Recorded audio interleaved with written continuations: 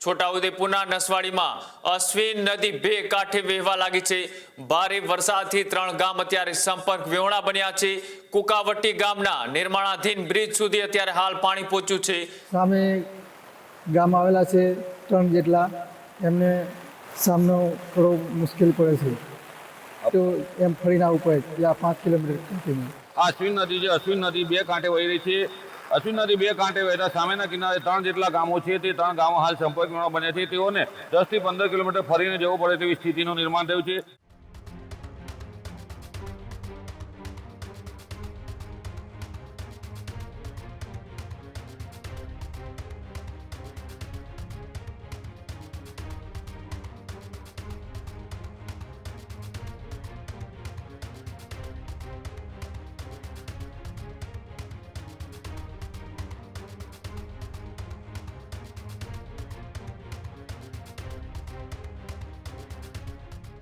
છોટાઉદેપુરમાં ગઈકાલથી જે વરસાદ છે તે ધોધમાર વરસી રહ્યો છે, અને તેના જ કારણે છોટાઉદેપુરના નસવાડી આસપાસના વિસ્તારોમાં પણ ભારે પાણીની આવક સર્જાય છે। ત્યારે છોટાઉદેપુરના નસવાડીમાં અશ્વિન નદી બે કાંઠે વહેવા લાગી છે।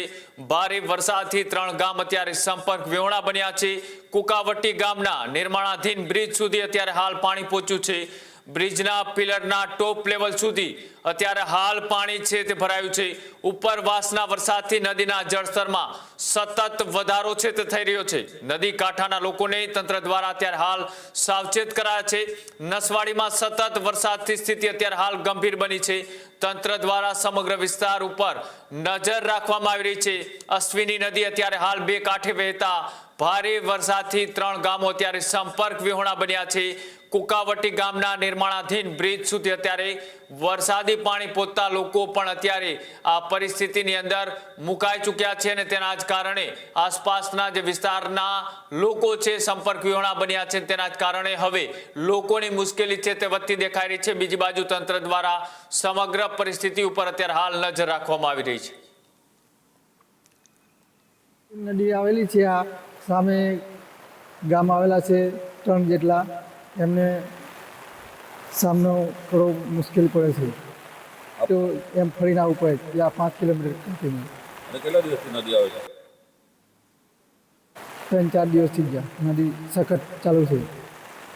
હવે એ લોકોને ડાયવર્ઝન બનાવ્યું તે પણ બંધ થઈ ગયું છે? ડાયવર્ઝન બધું ધોવાઈ ગયું છે, પાણી જેટલું આવ્યું હતું, આવવા જવામાં તકલીફ પડે છે।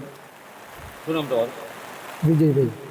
નદી આવેલી છે, આ સામે ગામ આવેલા છે 3 જેટલા, એમને સામનો થોડો મુશ્કેલ પડે છે, તો એમ ફરીને આવવું પડે ત્યાં 5 કિલોમીટર કન્ટિન્યુ। અને કેટલા દિવસથી નદી આવે છે?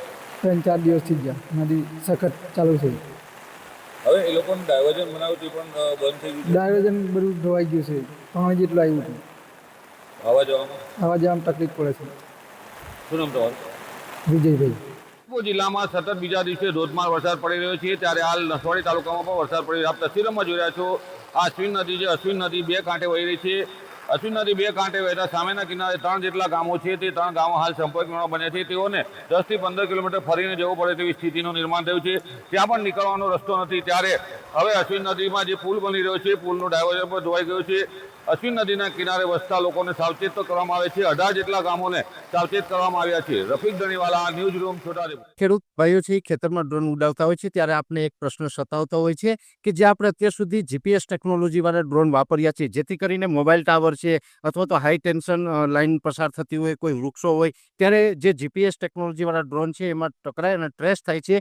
પણ એગ્રીઓન લાવ્યું છે GNSS ટેકનોલોજી ડ્રોન, જેથી કરીને એ ડ્રોન છે એ કોઈ જગ્યાએ ટકરાય નહીં, પોતાની રીતે જ ડિસિઝન લે છે ને મૂવ થઈ જાય છે, જેથી કરીને GNSS ટેકનોલોજી ડ્રોન છે એ વાપરવાનો આગ્રહ રાખો।